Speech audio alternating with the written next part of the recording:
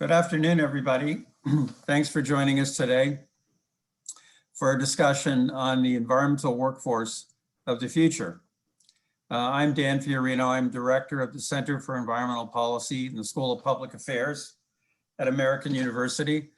And I'm going to tell you a bit about this project and our speakers. But first, let me just give you an overview of what we're doing in our program today. So I will give something of an overview. This project is supported by funding from the New York Community Trust and Intel Corporation. Then we will hear from two of our partners on this project, sort of on related activities that they're doing. And then our highlight will be a panel discussion moderated by Stan Myberg, so I'll be introducing Stan. And then John Reeder will give an overview of the project, of this part of the project to date. And then we will ask for your thoughts and questions. And I'll give you a few things to keep in mind as we go through it. So this is a project on environmental protection for the 21st century, putting equity at the top of the agenda. And our focus is on looking ahead at the next couple of decades to where environmental protection in the United States should be going, with a particular emphasis on how can we move toward a system that promotes equity, fairness, and justice and environmental protection. So there are two lines of inquiry in this project. One is the topic today, and that is thinking about, sort of envisioning and coming up with some steps for moving toward the environmental workforce of the future. And John Reeder will be giving us the major themes of that part of the project. But in general, this means building a public environmental workforce, a government environmental workforce that reflects the nation in terms of diversity of various kinds, that is nimble, that can deal with the technology challenges and opportunities of the day, and sort of the changing landscape of environmental protection. So we'll be hearing more about that, and that is the subject of this session. There is another part of this project where we are looking at opportunities to use technology to achieve more equity, fairness, and justice in environmental protection. And environmental protection is defined broadly, so it also includes, energy affordability.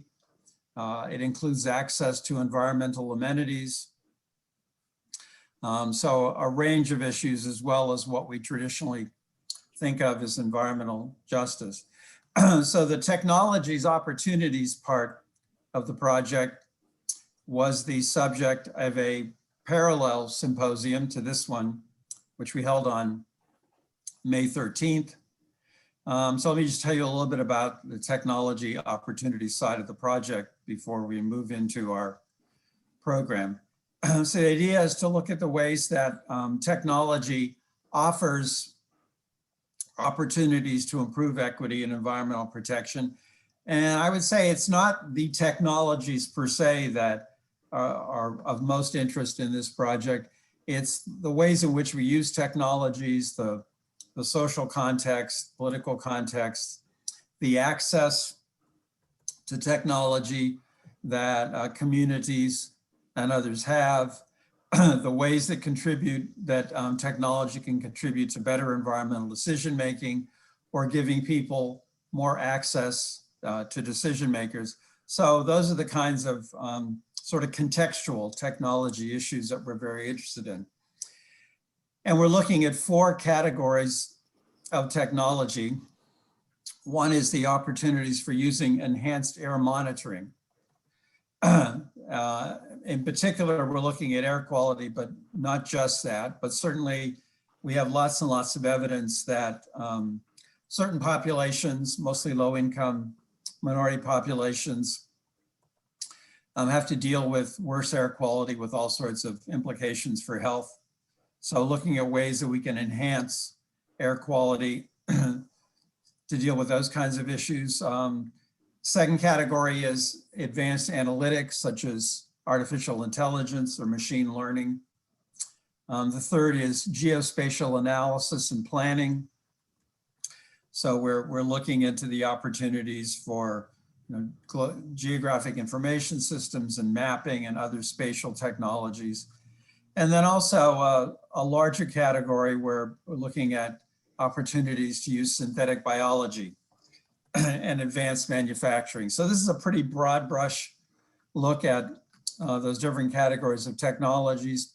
And then we'll be picking a couple of those to look at in more depth for the coming year. So we're sort of at the halfway point of this project. I call these the midpoint symposia. And we'll be moving on to refine a lot of the issues and some of the opportunities. And there will be some further outreach activities. We will have some events in the fall. I'm building on this one where we'll look more in depth at particular challenges and opportunities on both the technology side and the workforce of the future side. So that is generally what this project is about. We have two partner organizations that are working with us in related areas. One is the Environmental Protection Network, and the other is the Union of Concerned Scientists. So we're going to hear just a little bit today from Michelle Roos, the Executive Director of the Environmental Protection Network, and Jacob Carter, who's a research scientist with the Union of Concerned Scientists. So Michelle, if you would fill us in on the EPN activities.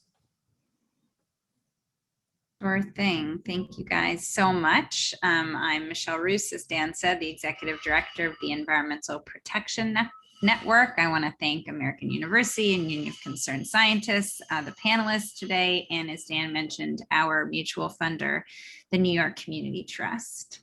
EPN is composed of just about 500 EPA alumni volunteering their time to protect public health and the environment. I see many of our volunteers on the call today. AU and UCS and EPN, we often talk about this project as passing the football, where each of our individual organizations' work feeds into and improves the effectiveness of the others. For our part, EPN focused much of the first year of this grant from New York Community Trust on a project called Resetting the Course of EPA, where we had over 100 EPA alumni from across the country write 17 papers on all aspects of EPA's work to not only repair the damage under Trump, but to fix elements of the agency that have been in need of repair and modernization for a very long time. New York Community Trust often talks about a phoenix rising from the ashes moment in history. I'm sure Raphael and others will say that, the EPA wasn't burned to the ground, but it was definitely injured. And we've seen the Biden-Harris administration really moving on creating something better than I think many of us even imagined. We at EPN are personally pleased to listen to the panelists today and learn from their experiences. A few of our papers, and I will put a link to them in the chat after I speak, including incorporating environmental justice in every aspect of EPA's work, and our other paper, Investing in EPA's Workforce, touch on some of the topics that will be covered today. That latter paper on workforce, again, written by numerous EPA members on the call today, we recommend to the agency, among other things, to bolster EPA staffing and workforce planning, to strengthen recruitment and hiring of diverse staff to meet critical needs, to strengthen staff development, including mentoring, and to strengthen key internal partnerships in the agency to address important workforce issues and support a truly inclusive workplace. In addition, our work at EPN proposed for year 2 of this project is to work with the EPA Alumni Association and others to expand training and mentoring for EPA staff and managers and look for opportunities to recruit and retain. And that retention piece, I think, is really important, a greater diversity of employees working at EPA. And today, all the learning we'll have will help us do that work better.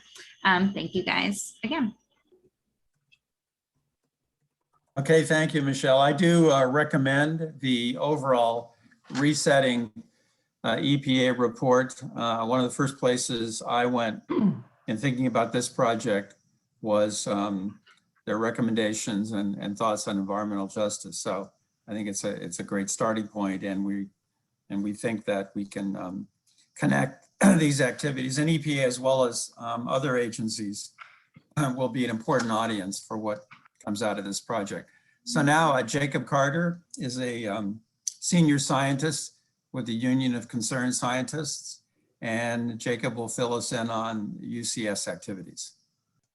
Thanks, Dan. And yeah, first, I just want to say thanks to our partners, the Center for Environmental Policy at American University, as well as the Environmental Protection Network. It's been great working with you both, and as well as our mutual funder, the New York Community Trust. And I have just a few slides to share to tell you about the work that we have been doing on this project, as well as what we have planned.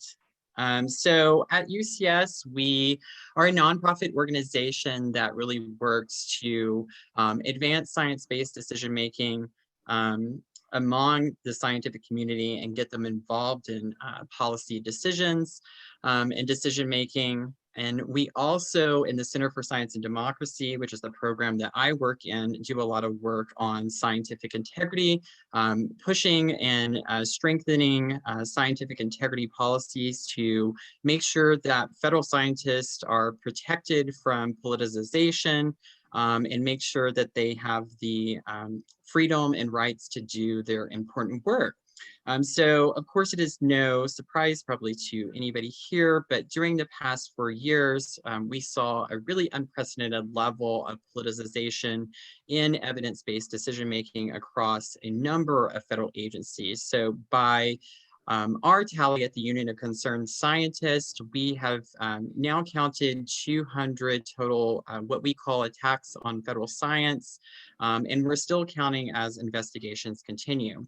And while this number is shocking in and of itself, it also points to some weaknesses and some issues to work on regarding scientific integrity in the federal agencies. So it pointed out to us that there is still a lot of work to do. So we created a number of fact sheets and a report, and I can provide the link to this work in the chat after I get done talking, on recommendations to strengthen scientific integrity across federal agencies. And you can see sort of a bulleted list here of the number of different agencies and issues in which we provided recommendations on how to strengthen scientific integrity and evidence-based decision-making. We have seen so far that the Biden administration has identified scientific integrity as an issue that needs to be bolstered and worked on. There's actually now a presidential memorandum that has directed agencies to tackle the issue, and there is a scientific integrity task force that will produce a framework to guide agencies on how to strengthen their scientific integrity policies and to bolster evidence-based decision-making processes. A number of recommendations and a number of these actions we covered in this paper in which we published in Science earlier this year. Another part of this project that I think directly relates to what will be discussed today that we published earlier this year was looking at federal scientific capacity and the change of the number of scientists at multiple agencies over the past 4 years, and even beyond that, where we were able to get data via FOIA request. And so in this figure, you can see a % change in the number of scientists during the past 4 years across 7 different agencies. You can see at some agencies like the National Science Foundation, there was a significant gain in scientists during the past 4 years, whereas at other agencies, such as the Environmental Protection Agency, we saw a pretty significant loss of scientific experts. And I think this presents really good opportunity now to strengthen the scientific workforce at these agencies and presents real opportunity to diversify the workforce. We have made a number of recommendations in this report on how to do that and are continuing to work in our own ways to strengthen and diversify the workforce. One thing that we're actually working on now is providing information and resources to early and mid-career level scientists who are interested in federal scientific positions, and providing the information and resources to encourage them to apply and take advantage of these opportunities and bolster their application interview processes. So that's it for now, and thank you for allowing me to speak today. Thank you, Jacob. That's important work. Thanks for sharing with us. So the highlight, well, I think I'm looking forward to this. The highlight of our program is a panel discussion that we're going to turn to now. And I encourage everybody participating to think about questions or suggestions you may want to bring up as you listen to this discussion and to John Reeder's presentation following that, because we will take time to hear your thoughts and ideas. I mean, are these the, if the goal is building a more diverse workforce, are we aware of the really important barriers? Are we recognizing the most important opportunities? In particular, we're very interested in best practices or actual models that we can try and emulate and propose for scaling up. And you'll hear about a few of those. So just, keep notes and think about questions you want to, or suggestions you want to bring up as we go. The moderator for our discussion today is Stan Myberg. Stan is Director of Graduate Studies and Sustainability at Wake Forest University. He is a former acting Deputy Administrator of the Environmental Protection Agency. For many years was the Deputy Administrator and at times the Acting Administrator of EPA's regional office in Atlanta. Stan was trained as a political scientist like me. As a matter of fact, we both went through the graduate program with the same graduate teachers. So maybe we have the same odd ideas, we'll see. But we are very happy to have Stan. Stan also is working with us, chairing a work group that we have on the workforce of the future. So I'm going to hand the program over to Stan and his excellent panel, and take it away, Stan. Well, Dan, thank you very much for that. And thanks to everybody for joining with us this afternoon for this very important panel discussion on developing a diverse environmental workforce for the future. And I too want to join in thanking the Center for Environmental Policy at American University, along with the New York Community Trust and Intel, for making this symposium possible and for the work on this really critical topic, along with our partners for this presentation, the Environmental Protection Network and the Union of Concerned Scientists. So what I wanted to do is to set up the panel discussion and then lead right into introductions of our panelists and start with some questions. As you think of questions yourself, as you listen to the panelists or other things you'd like to do, put them in the Q&A section. I'll try to keep an eye on that so that we can get to those during the panel discussion. But I wanted to start by just introducing and framing, if you will, the topic itself, because creating a diverse environmental workforce is a critical need really for all organizations in the public, private, and the non-governmental sector. And it's going to be essential that we do this if we're going to make progress in addressing this new generation of environmental challenges. And the problems perhaps don't need much discussion, but they are there, and they include a changing climate worldwide, but they also include more local problems, such as resilient drinking water and wastewater systems, persistent and emerging chemical contaminants, rivers and streams that face pollution threats from runoff, cleaning up and revitalizing contaminated sites, and in doing all this, ensuring that we address long-standing equity and justice concerns. But there are particular challenges when you think about this issue of creating a diverse workforce, particular challenges for the federal government, which is the focus of our discussion today. And one piece of good news today is that it appears from the president's budget that at least for EPA, there may be a number of additional new opportunities, and this is a very welcome development.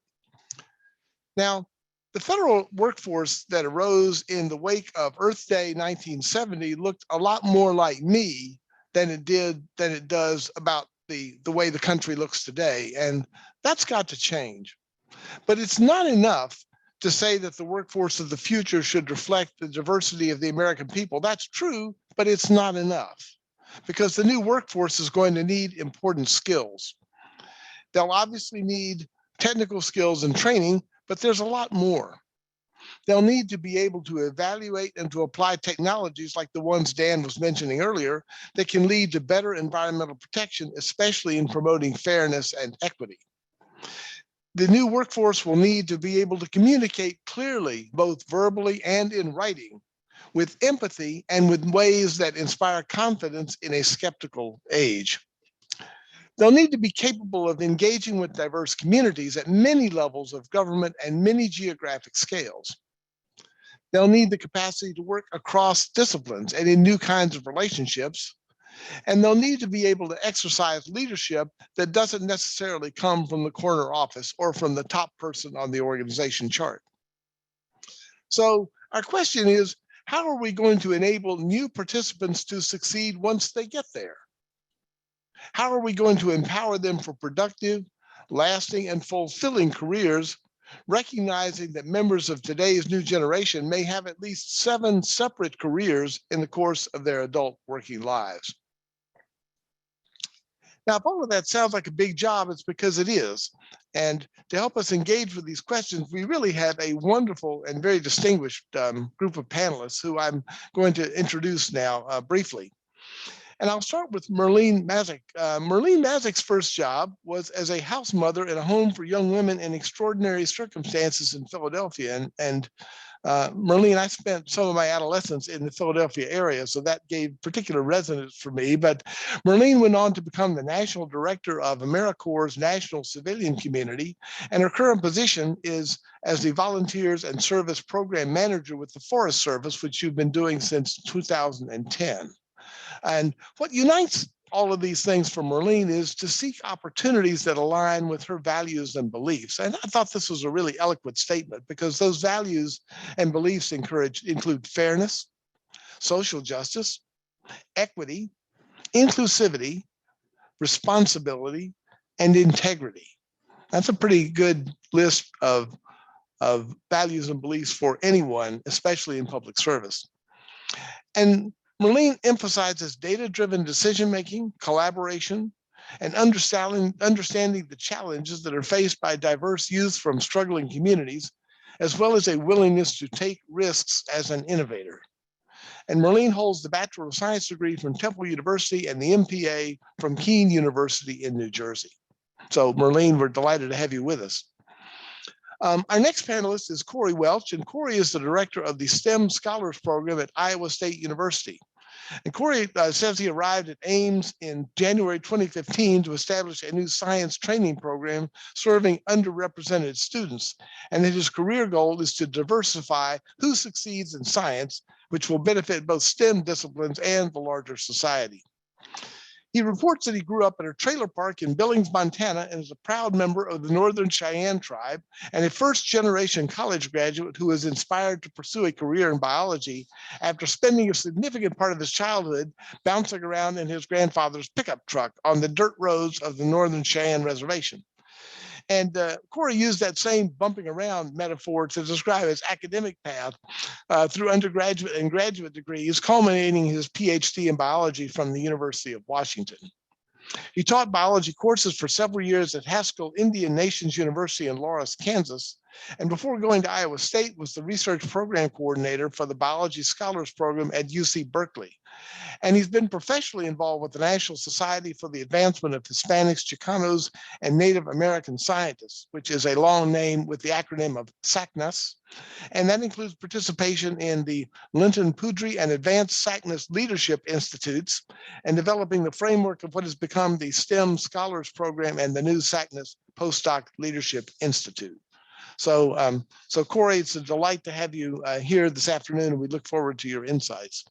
And then finally, I want to introduce my my friend and fellow EPA person, Rafael De Leon. And Rafael is the Deputy Director of the Site Remediation and Enforcement and the former Director of the Human Resources and Office of Civil Rights in EPA. And Site Remediation and Enforcement, for those who may not follow this, are the people who you're not all that glad to see if you are a responsible party in Superfund, because they handle the enforcement of these cases, and some of them are really quite fascinating. But as Deputy Director in that office, he manages a national program of remediation and cleanup enforcement under CERCLA, as well as the Resource Conservation Act and the Oil Pollution Act and the Underground Storage Tank Program. But before he took that job, and of direct relevance to this program, Rafael was the Director of the Office of Civil Rights in the Office of the Administrator, and was also the Director of the Office of Cooperative Environmental Management, which manages EPA's 50 federal advisory committees established pursuant to FACA. And if that wasn't enough, he also served as EPA's Director of Human Resources and as an Associate General Counsel in the Office of General Counsel. And in that job, he established the Civil Rights Law Office and maintained a team of attorneys who provided legal guidance and advice to EPA officials on all matters relating to civil rights, equal employment opportunity, special emphasis programs, and diversity and inclusion. And before joining EPA, Rafael worked as an EEO counselor, investigator, and specialist at the Departments of Labor, Justice, and Defense.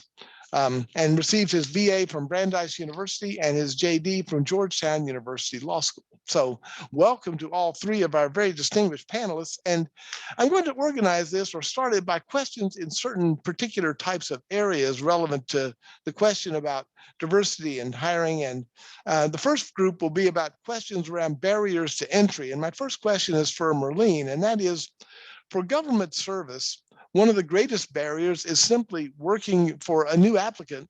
One of the biggest barriers is simply figuring out how to get through the government hiring bureaucracy.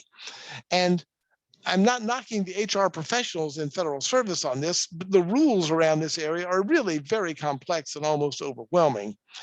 And the Forest Service, where Marlene works, has got a very creative resource assistance program, or RAP as it's called, that's an immersive paid internship, and after 960 hours of service, participants receive non-competitive hiring eligibility, which for a federal hiring manager is like the thing that really makes you sit up and sit up straight and open your eyes. And so, Marlene, could you tell us a little more about this program and how it got started, and how did you do it, and what would you change if you could? Thank you, Stan. And first, just want to thank everyone for offering me the opportunity to talk about the resource assistance program, which is something very dear to me. It was a law. The 16 USC 1725 speaks to the Resource Assistance Program, and it's a part of the Public Lands Corps Act of 1993. And in 2005, there was an amendment to the act that included these special opportunities for resource assistance, and that was focused on internships. And the law actually states, and if you don't mind, I do want to share my screen to show you what information is the actual language in the law. And this is the language. Secretary may provide individual placements of resource assistance.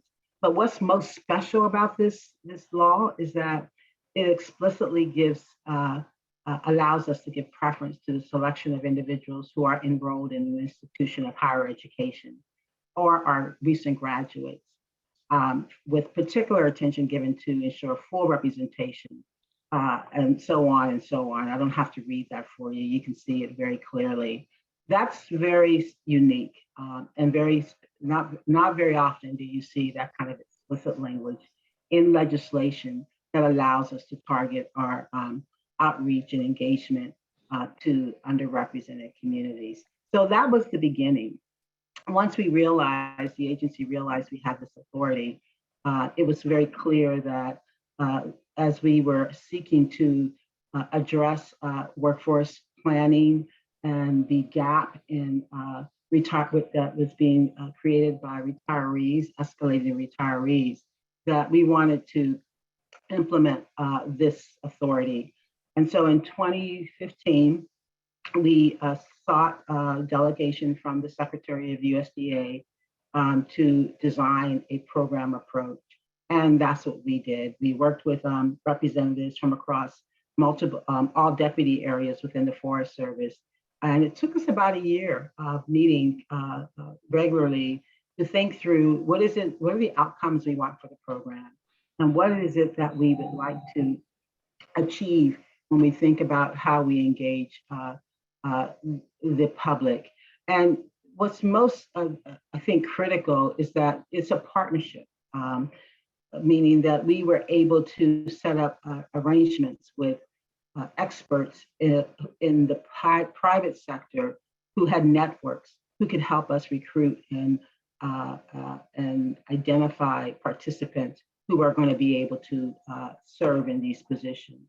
So as we moved through the program, we looked at what is it that we wanted the minimum requirements to be for the Resource Assistance Program. And I'm going to stop sharing my screen for a moment, if you don't mind. And why I do that and try to talk, it's very difficult. When we thought about the work that we were doing, how can I stop sharing? I won't worry about that now.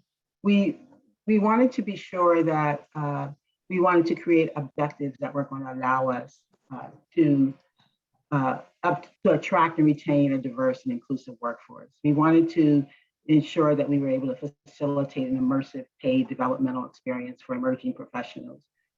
It had to include promote career exploration and professional development.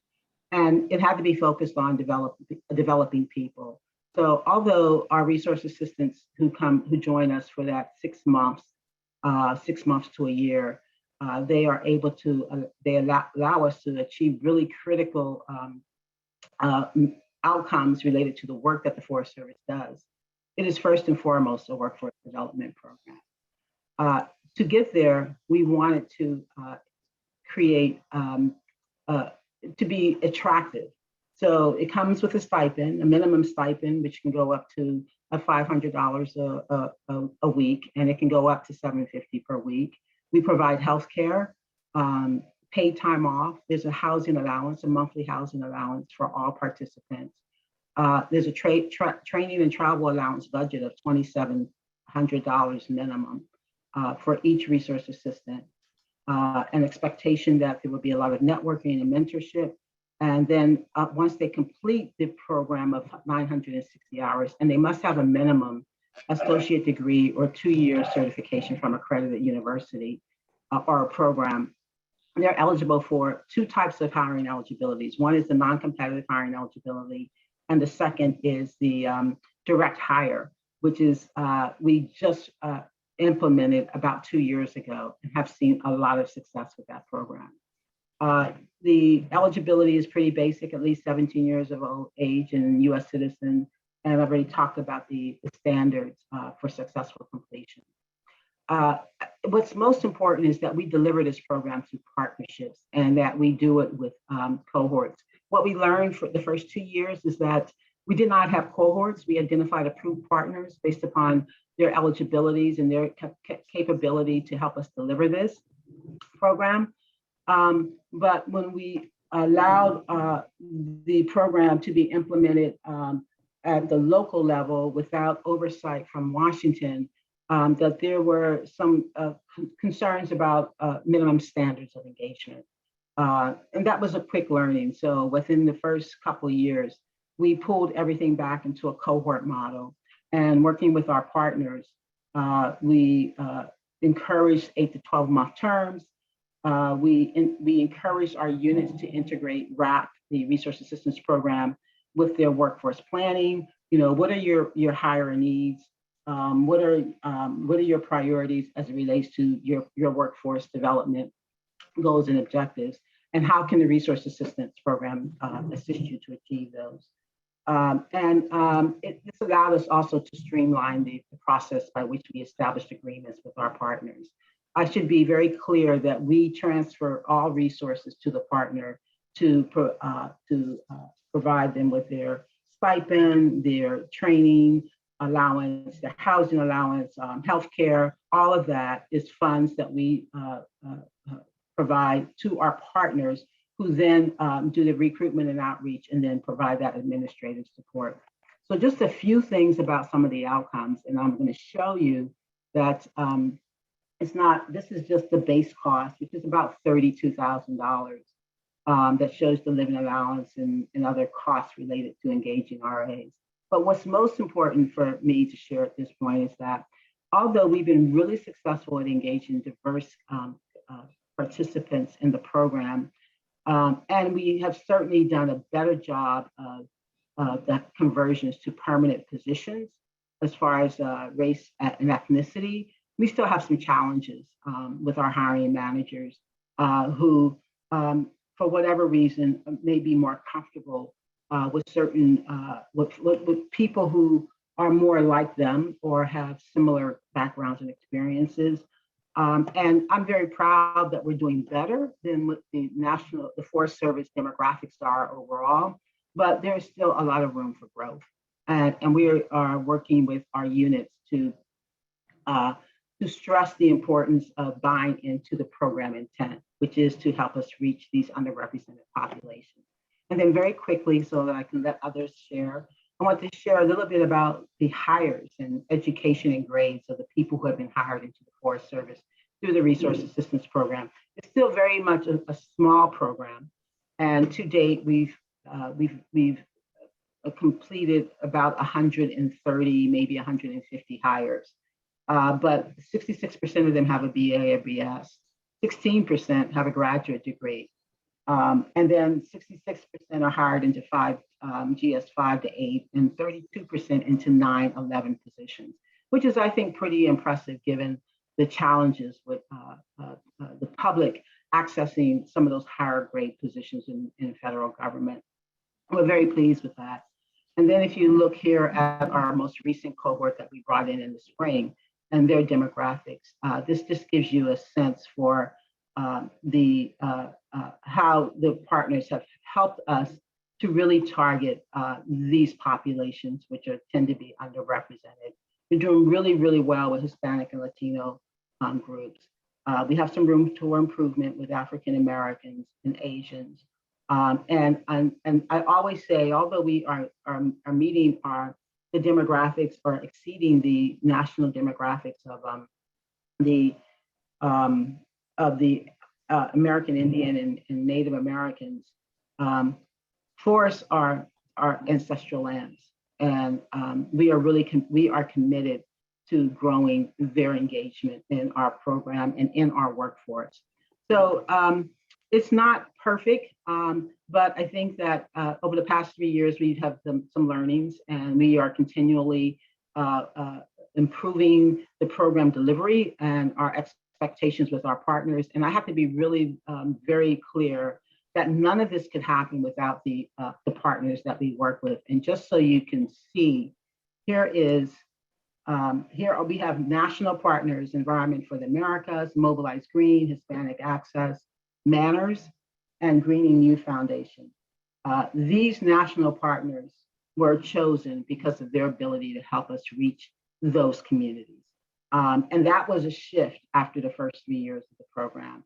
So, and then at a regional level, in Alaska, we have ANSEP, which is a part of the University of Alaska, helping us reach some of those engineering professionals from Native American communities throughout Alaska, and some other partners as well.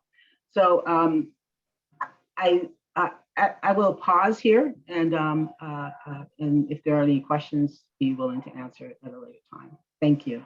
Marlene, thank you very much. I have myself a million questions, but in the interest of moving us along, I think I'm going to turn my next question to Raphael, which is, Raphael, this is a very interesting presentation. And could EPA or other government agencies do something like this? And what barriers exist? And do you know of any other creative examples for hiring in the public sector and any special barriers that EPA may face? That's actually 4 questions packed into one. Sorry about that. It is 4 questions packed into one. So thank you again to all who are making this panel possible. So I'm going to try to take them kind of in the order, Stan, that you asked them, and please, if I forget one, remind me. But Marlene, I could not but be amazed at the authority that you all have under 16 USC 1725. It is a great authority. And as the former director of HR and the person, the lawyer who established the Civil Rights Law Office, you don't know how many times we've run into currently right now as a barrier that we have to be very mindful of some of the civil rights laws and anti-discrimination provisions, and that if only we had authority, EPA could do better. And so Stan, your question is right on point. So the short answer is yes, we could do it, but we would require, I think, the statutory authority along the lines of what Marlene has at the Forest Service. And while I was listening, it all came rushing to me that I'm going to run to my OGC tomorrow. Hopefully, Marlene, if you share your presentation and tell them, can we pursue some statutory language along with our congressional folks along these lines to help environmental careers, right? If we're really about trying to change the demographics of the workforce, here is an effective way and certainly a tool that seems to be a very powerful tool to help affect that change. So I am going to absolutely pursue the statutory side. In terms of other barriers, Stan, certainly not only from a legal or statutory one where we don't have the authority to do the hiring that Marlene can do, one big barrier we have is dollars. And we all know what's happened to EPA over the last 4 years or so. We've gone to the point where when I came on board, we used to pay our interns. It wasn't a lot of money, but they used to come in as GS 4s or 5s, sometimes in the HR world, sometimes in the legal world. But we've gone away from paying our interns. So a big barrier right now is resources. We are asking our interns to come and work for free and volunteer. And luckily, many do. For reasons we'll talk about later about the mission of the agency. But I think it's particularly difficult if we're looking to attract some diverse candidates to ask them to come and work in DC or in one of the major cities, the 10 regional offices we have, to work for free. I think it's a big ask of students. Many students are knee deep or neck deep in student loans, and many of them have to work to not only repay their loans, but perhaps pay their education as they're going through it. And certainly living expenses in any major city is going to be a big chunk of their consideration. And so I think we're at a disadvantage when it comes to not having the resources. Stan, you mentioned that the president's budget seems to be offering some relief. The numbers I've seen is somewhere in the neighborhood of about 1,000 new FTE hires, which would be great, and the associated dollars with that. So I'm keeping my fingers crossed. I'm cautiously optimistic that we will be able to right the workforce in a way that's more positive. And then certainly another barrier would be will, right? We have to find the right leaders, the right champions. It looks like Marlene is one of those advocates and champions at USDA. We have tons of them, I think, at EPA if we were given the resources and the time and the energy. And so I look forward to the next few years changing the course of the hiring that we've done. You asked also about other creative hiring schedules. And I think you started by apologizing to the HR folks that you don't mean to criticize the federal hiring process, but it is a labyrinth of processes and rules. And the way I like to distinguish it is there's the career service, the merit side, and then there's the accepted service side. And attorneys under Schedule A can be hired fairly quickly under the Schedule A authorities. There isn't that long application, go through USA Jobs, make the applications, run into technology problems that sometimes happens with USA Jobs. The other, I thought, sort of creative and certainly a valuable tool is the workforce recruitment program. That is also a Schedule A authority. And that's really targeted at people with disabilities and people with targeted disabilities. And so you can hire folks literally, generally off the street, and I mean that kind of like it's a lot quicker, a lot faster. We don't have to go through the burdensome process of posting an announcement, getting the applications in, reviewing them, interviewing, and then waiting for a long background check. The process is a lot quicker when we hire under the workforce recruitment program. The other creative, and Marlene mentioned it, it was in her presentation, which I like to see it. Stan, you will recall when you were in Region 4, the agency used to take a recruitment trip down to the University of Puerto Rico to go visit Mayagüez. The reason we used to visit Mayagüez is because they had a 4 or 5 year engineering program. And at the time, EPA had a shortage of engineers, and OPM had granted us direct hire authority. And I think that's a valuable tool for federal agencies. I think our private partners ought to encourage partnerships with OPM and push them to let agencies do direct hire authority, but it'll be in series like critical positions, either the most populous or critical needs or critical shortages, like scientists and engineers. And so fast forward 34 years, I've been with EPA around 34 years. When I went down on some of those initial trips, some of those colleagues, some of those individuals that we hired are still with EPA to this day. And it was only because we were able to take the hiring manager, the personnel managers, the interviewing managers down with us on a trip and be able to interview them and hire them right on the spot and make them an offer. So I think in terms of creative ways to hire, the direct hiring authority is one way of doing it. And then the last part, in terms of barriers, and I'm really interested in hearing Corey's presentation, is in terms of STEM, right? For many of the diverse candidates that we've worked with, there have been more and more programs now encouraging STEM and making sure that our STEM pools are diverse. And I want to encourage folks to continue doing that. In the neighborhood that I grew in, science and engineering was not the first major of choice. Might have been, but it wasn't. And certainly as we redoubled our efforts in this area, I think we can continue to get people interested and students interested, particularly kids of color interested in the science, technology, and engineering fields. So I'm going to stop there for now and let you turn it over to Corey, I believe.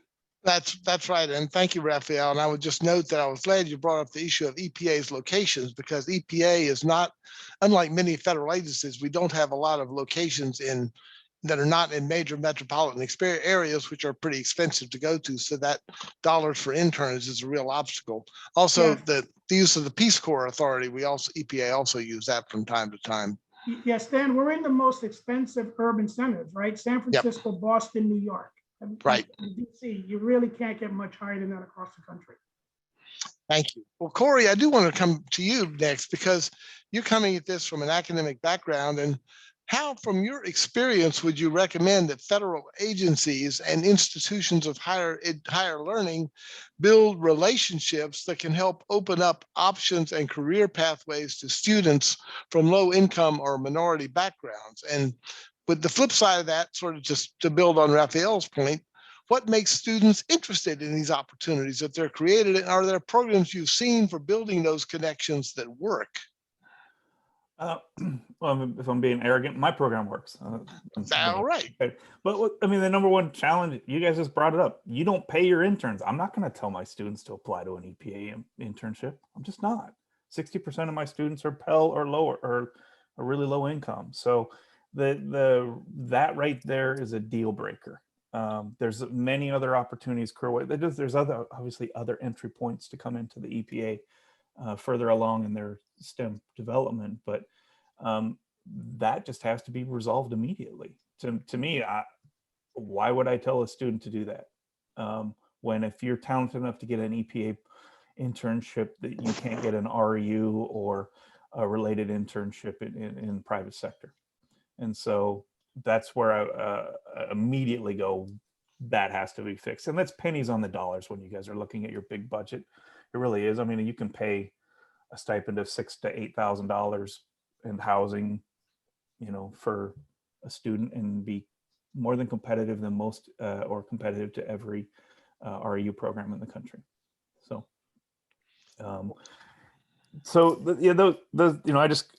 I could talk about a little bit about my program, but I'm happy to do that and share slides, but I wasn't quite, I can give you some of the reasons why the environmental sciences haven't reached, and some of the barriers for sure, lack of role models and things like that. There's some aspects of the field that aren't safe during field work in certain sorts of situations across this country. So they're all considerations that students have to navigate. The cultural values have to align with the research you're doing. And that applies to why people leave even after they've gotten their postdoc. To quote, paraphrase a woman of color who has a PhD who was like, I can hang with these people. I don't want to hang with these people. And so somebody really well trained and well versed and well published and ready to go contribute to the STEM workforce is like, ugh. And that alignment and dealing with the culture of how we do science in this country just needs to change in some little small and important ways. And I would argue my job does not need to exist if we change how we train students to do science and how we get them into the STEM workforce. Corey, you have a unique set of experiences in working with students who are members of tribes. And I wondered if you could talk some about the unique barriers that are faced by tribal members and those who are working in Indian country. Sure. There's aspects, there's some scientific practices that are hostile to the cultural values of the tribal communities, so and the religious beliefs. So collecting plants and animals can be a problem, or doing dissections and things like that. That's kind of there's ways to work around that, and that's easy to work around. But you have to have those kind of conversations, but we have to also do kind of the history for all minoritized populations of how we've the history of how we've misused science applied to African-American, Latinx, and some of these are ongoing things like the Havasupai misuse of DNA case in the 1990s that got resolved in the early aughts. So things like that actually have a chilling effect. We've got Flint, Michigan, still doesn't have, that should have been solved within a year. It's been 5 years. We have a solution ongoing, but isn't permanently solved. You got uranium issues for 80 years for the Navajo tribe. So these are the perception of being really mean or honest is the EPA is considered part of the solution, but it's not the go-to place to go to get these resolved because we don't have nice examples of it, whether it's pesticides that were still being debated for decades while it's still on the market and things like that. So those are some issues that, if I'm thinking of a student that's navigated STEM, gotten over all these barriers, has created this great skill set, is a creative problem solver, and has the skills to really contribute, is this the organization or academia or the private sector? Where do I want to apply those skills? And that requires some relationship building with those communities, whether it's an academic setting or private sector or things. So, I'm a little bit of a rambling answer, but if you want to work with tribal communities, before you propose a project, you need to go, what do you guys want? What do you need?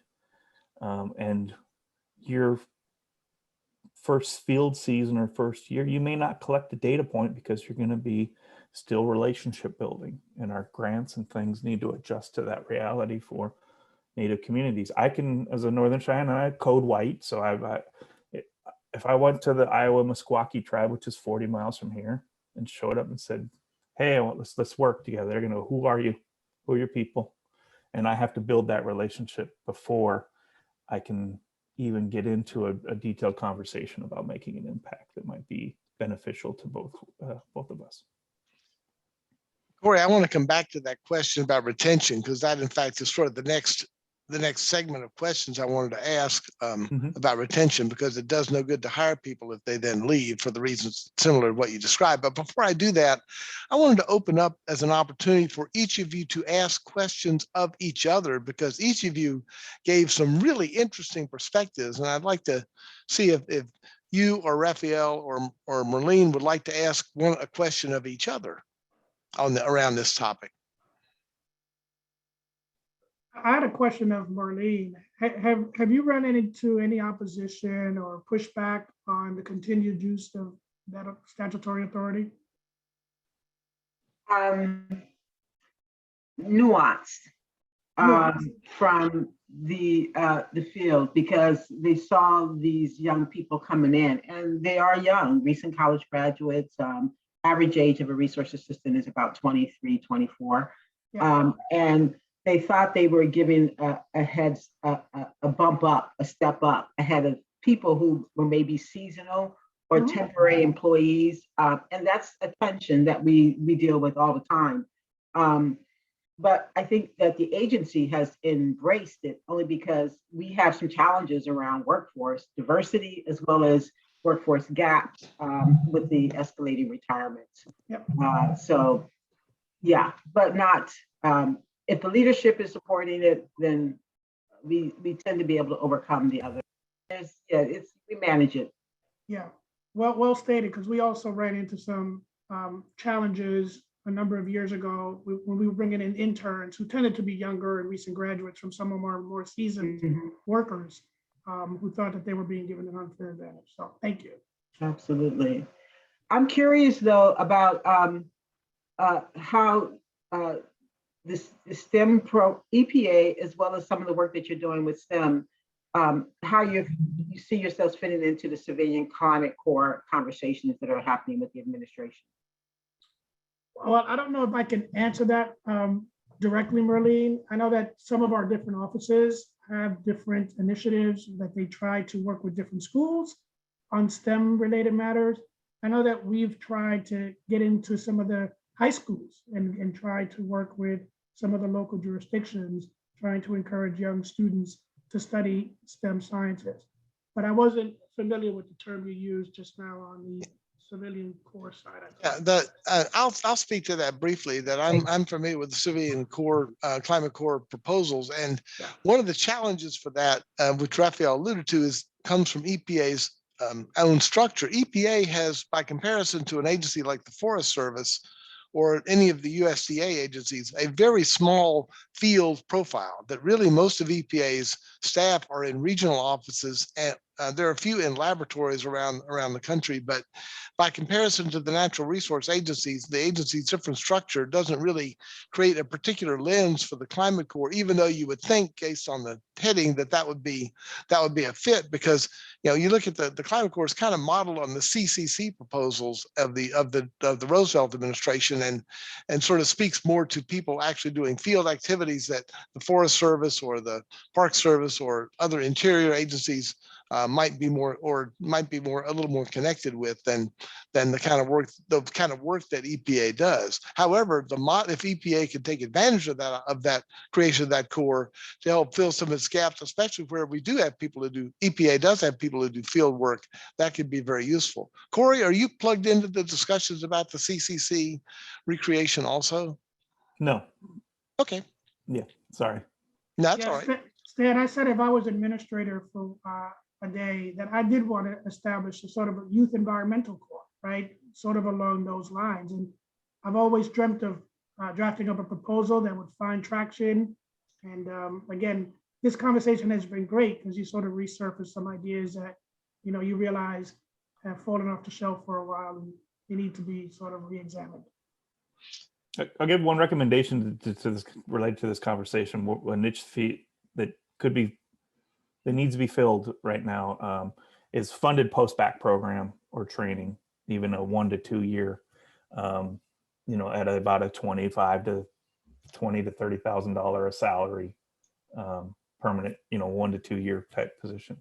That right now is a big barrier for a lot of students that figure out that, hey, I actually do want to do environmental science or some policy related aspect of, I've got this bachelor's degree. I came late to research. I don't want to do grad school, or I'm not sure about grad school yet. And a post-bac program in the environmental sciences remains a big problem. We have one for the NIH or for biomedical fields. We don't have the equivalent across NSF or EPA type federal agencies that would hit. And I know that would impact a lot of students that I work with. That's really very interesting. EPA used back in when EPA was first formed, they had a much more active program for things like that, much more active program for training, much more active program for postdocs and the research side, those kind of things than EPA has had in recent years. And that's been driven, as Raphael said, by the funding issue that EPA has been in the last administration. I think it's fair to say that there was not a tremendous amount of interest in trying to fund EPA, and that has created some inertia that's going to have to be overcome. But Corey, I wanted to come back to you and sort of in the next section of questions, because they really relate to this issue about that you raised in your comments about retention and creating a culture of belonging. And what do you think are the critical skills that agencies need to be mindful of and to foster, and that students need to continue to succeed in an environment once they are hired? I realize that's sort of that's a double handshake kind of a question. Sure. I mean, cultural competency, I mean, I can talk about that, or, how do you get rid of bad seeds? I mean, when I talk with my students, we talk about, okay, your first internship, your sample size is 1. Is this a great lab? Is this a good work experience? Or did you figure out you don't want to do this type of work? Those are things that we have to tease apart. But, you have a pretty dramatic impact on a student's retention if they have a real positive experience.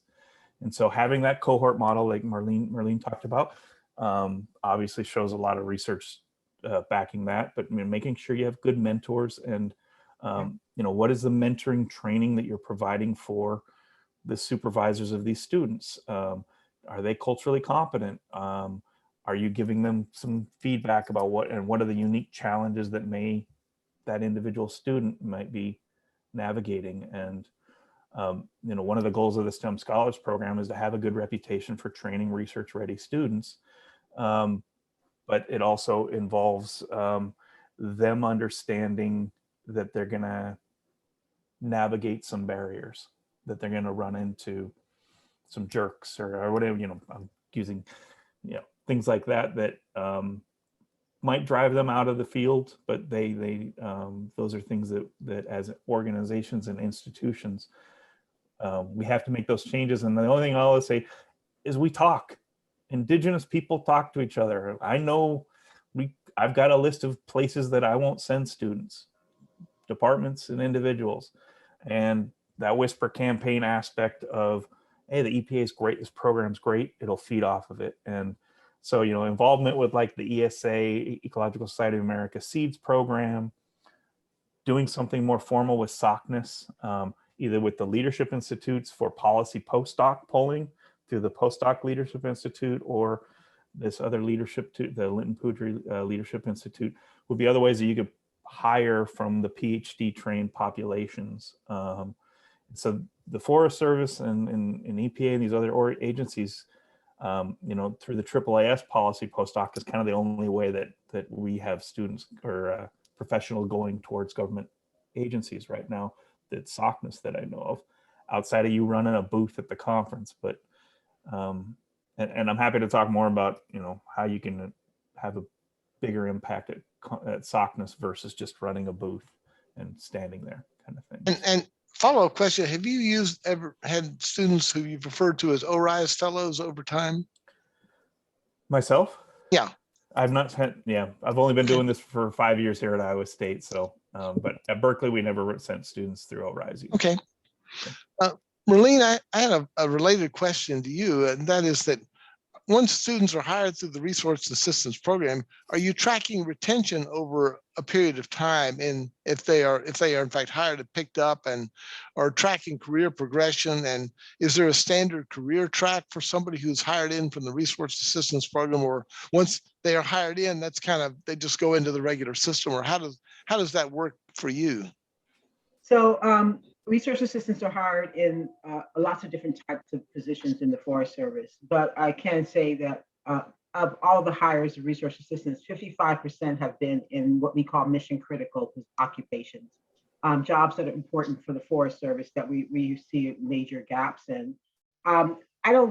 We have not, and we have been talking about this, we have not, I think, addressed the retention and the evaluation and monitor what happens after resource assistants are converted, whether they're converted into Forest Service jobs or converted into or move into other industries and other sectors.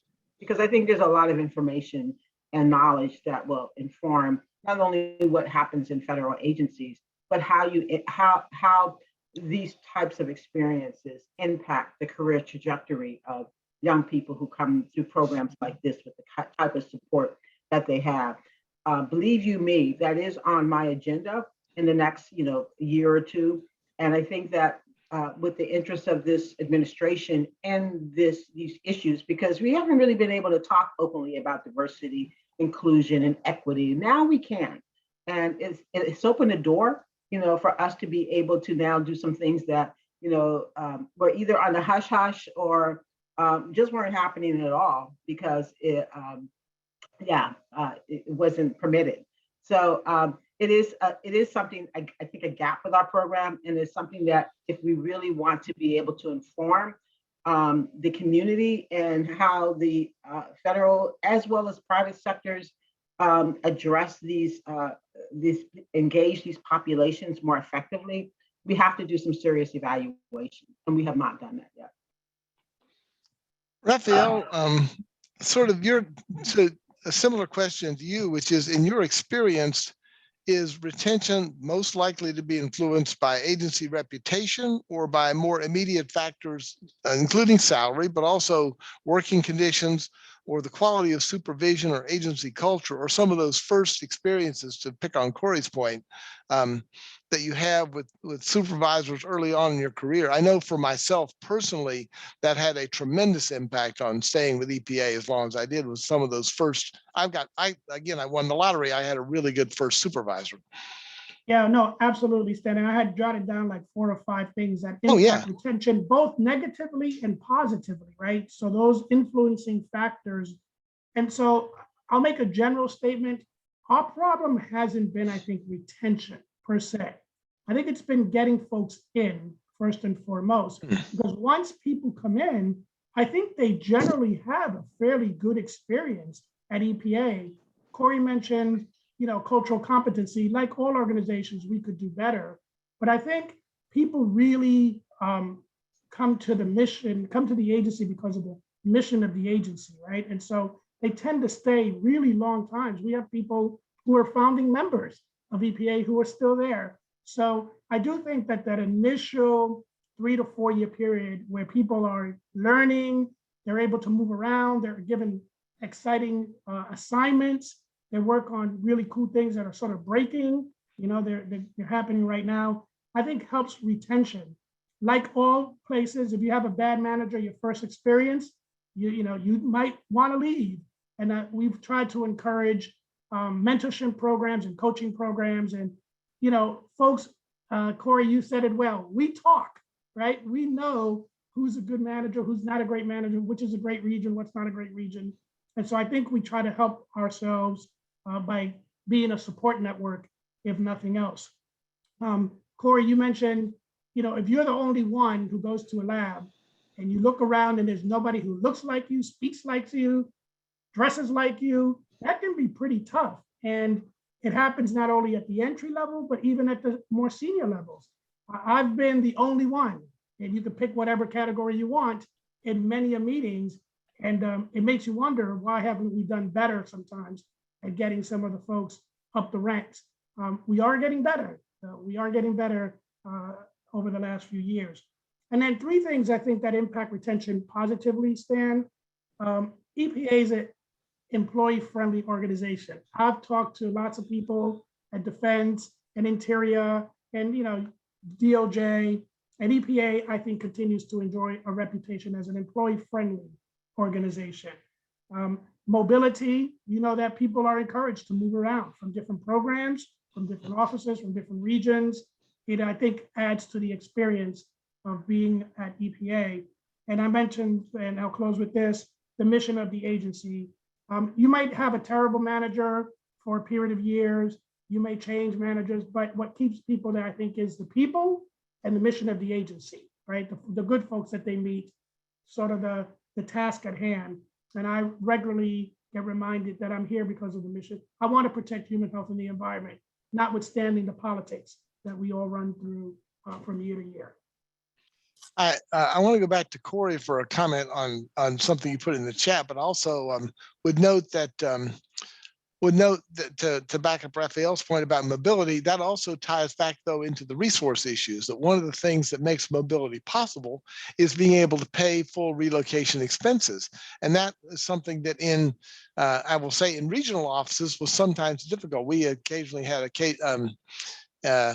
shall we say, genteel disagreements with our headquarters counterparts who always seemed to have the money for this sort of thing when regional offices did not. And that was a source of friction within the organization when you were trying to encourage mobility, which had great value for people's careers. And I'm just using myself as an example, from Washington to Research Triangle Park to Dallas to Atlanta and back to Washington.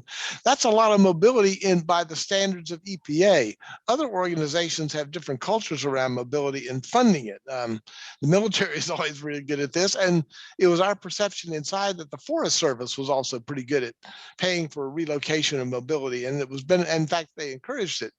We didn't try to want to get to the point of you were forced to move every so often, which happens in some organizations, but you wanted to create positive opportunities because the world looks different from the lens of a regional office than it does from headquarters.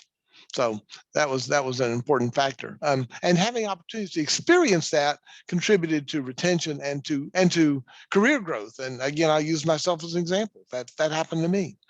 Corey, you had a comment in the chat, which I wondered if you would say a little more about.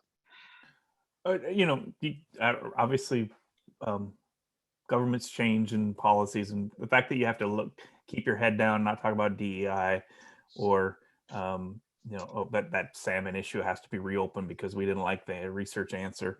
That's a culture problem. If the science isn't leading the policy, or the perception is your organization isn't letting science lead the policy, then that's a culture problem for a lot of us scientists that love science. I want the best science to help our public good, as do you, each of you. And I realize that creates can create, headaches from Golden Goose Award type scenarios or disingenuous attacks on the implications of a science policy could be based on some research. So that's what I mean is we're asking for that cultural alignment, that culture value alignment problem can drive people away or to either not apply or join or leave once despite some of, really believing in the mission. Are there other questions that each of you, one of you would like to ask, or each of you would like to ask to the other panelists based on this discussion? This has really been fascinating. Marlene, do you find within in your culture in the Forest Service, just pick one, am I right about the culture of mobility within the Forest Service, that's generally seen as if you really want to advance in the Forest Service culture, you got to move around some to do that? That's been my perception. Yes, it is. And I'm not born and bred Forest Service, and I came to them later in my career, so it was easy for me to do what I do. But for people who are interested in moving up into the Forest Service and their careers, yes, you are expected to move around. But I also wanted to support that with I think there's a greater interest in trying to accommodate people so that they feel welcome and that they're in the place that's good for them and not just good for the agency. Because that gets to some of the retention issues. And there's much more openness to that now. And then we've done it even within the resource assistance program. Somebody comes in and they find that they're in a community that's just not very welcoming. We'll move them because we want them to be successful. And it bears itself out in the larger organization. Well, I'd like to sort of close with, I'm sorry, go ahead. Go ahead, Corey. Say, please. Marlene brought up, it's a bit of it is that two-body problem. you know, a significant percentage of STEM professionals, their spouse will also be, or their partner will be another STEM professional. And so that movement around is an added barrier potentially to you're breaking up family, or you're making added stress for multiple year kind of thing. So that model you know, raises some problems of I that agree. I have to be in all these different Forest Service biomes before I can be a national leader in the organization. So Yeah, I would agree. Yeah, that's something I think that I know EPA has had that experience increasingly in recent years. It was as we've recognized that trying to find that appropriate work-life balance leads people to make all sorts of choices. And we've had employees who would have been a good fit in a different location, but they didn't want to go, and for very understandable personal family reasons. So that's one of the barriers. And one hopes that the growth of remote work arrangements could actually potentially be helpful in that regard. This may be one of the unforeseen positive outcomes of the pandemic. Marlene, I see you nodding your head. And I was going to say the same thing. I mean, there have been some learnings, and I think that there is much more willingness to virtual, remote, and that will address some of those challenges, not all of them, because so much of the work is on the ground, but certainly. Correct. No, that's right.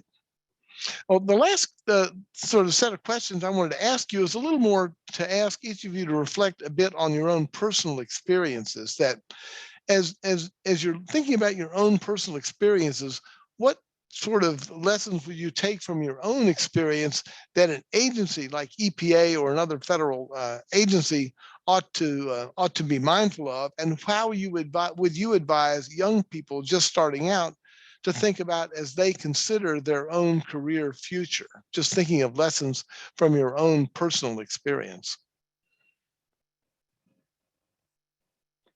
And I didn't tee this question up at the beginning, so I know you may need a minute to think about it. But so in this question of each of you in many respects represents a pioneering person in EPA, what did you take away from that experience? Marlene, yeah, go ahead.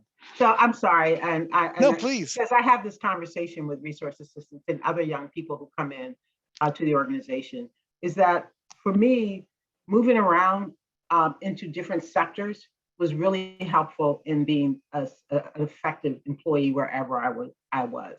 So starting out in the private sector, doing work in the for-profit sector, and then coming into the government sector made me, I think, a more effective, creative, and well-rounded employee.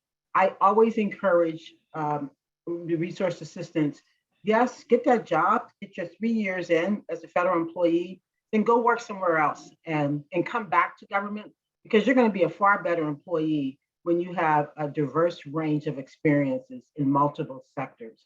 So that was a learning for me, and that is something I try to pass along to young people when they come. Stan, I wish I had Marlene when I first came into government and into EPA, because I think that's what I was going to say is, looking back at my career, you know, I went right into the legal field and you get siloed, right? And I think I could have, and I think most people coming in, younger graduates, would benefit from rotating around the agency in different offices and different programs and getting different experience, even if it's for 2 years, right? You can rotate them around so that they can learn the agency from the inside out, learn all parts of it, whether it's budget or HR or civil rights or programmatic, scientific research, whatever it is. But I think it makes them, as Marlene said, a more well-rounded individual. It took me years to learn the EPA culture. And I think I would have had a head start had I been allowed to go, or if they had forced us to sort of go around the rotations for 2 or 3 years before you settle down in your home silo. Corey? yeah, I think back, you know, as a first gen low income Northern Cheyenne, I'm not sure, I might be the only biology PhD out of my tribe ever. I'm just not sure about that. But you know, we get 120 STEM PhDs a year as a nation, we do, that are native. So, and that hasn't changed in 30 years. So the numbers are small, and I think about, you know, my navigation of academic culture as a master's student doing population ecology research. I studied the alcoholism literature because I got tired of being asked about natives and alcoholism. And the answer then, as it is now, is poverty. So, you know, so we'll move on from that. But I mean, those kinds of little survivorship skill things that I didn't know I was doing, I was burning calories that weren't helping my career, but they're helping me survive. And as in my current position, I have a really unique skill set, and I make a case that, and people will cringe when they say, "Oh, another administrator in college environments," but I'm not an academic advisor in the traditional sense. I don't know what it takes to be a genetics major or an environmental science. I don't need what classes you take, but I can do the career things and talk to faculty and help students in ways that an academic advisor cannot.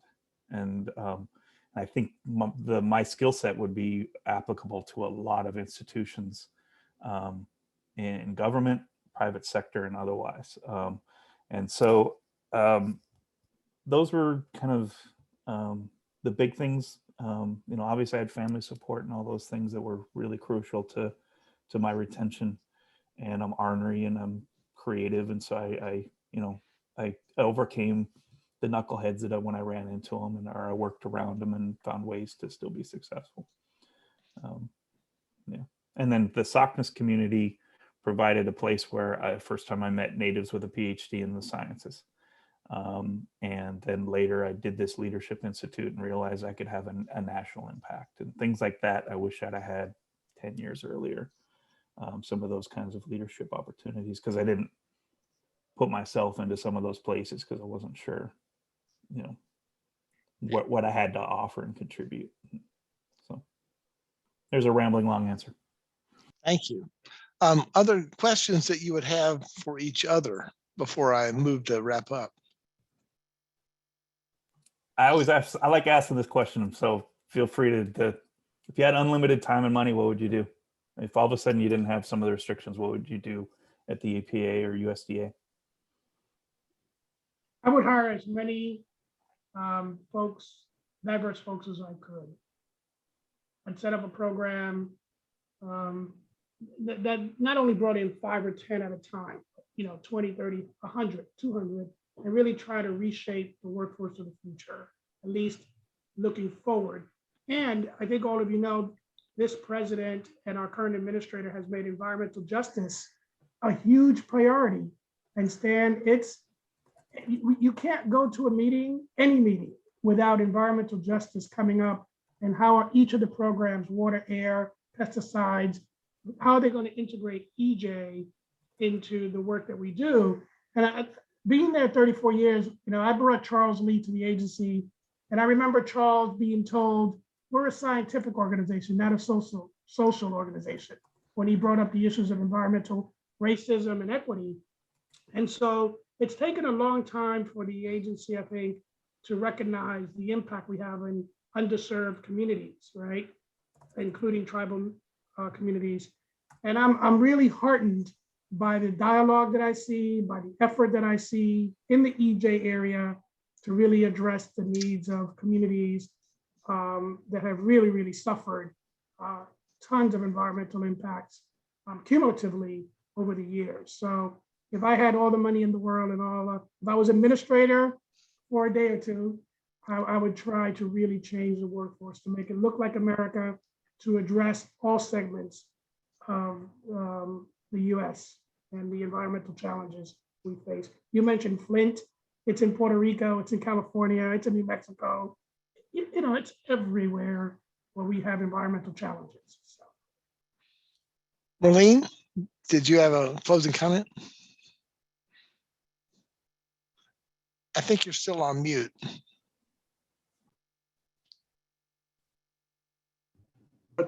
I don't have anything to add. If I had all the money in the world, though, I would certainly pay everyone who wanted to have an experience learning about how they can contribute to this work in environmental activism. I would make sure that they had enough money to do it, and that they could do it and not have to worry about how they're going to pay their bills. and whether or not they have health care, and whether or not they have decent housing. And yeah, that's what I would do.